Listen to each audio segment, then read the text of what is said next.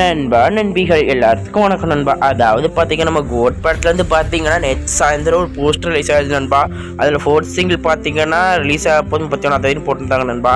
இப்போ date and டைமோட படத்தோட அந்த பாட்டோட பேரோட வந்து பார்த்தீங்கன்னா ஒரு போஸ்டர் விட்டுருக்காங்க நண்பா. வாங்க நண்பா வீடியோக்குள்ளே போகலாம்.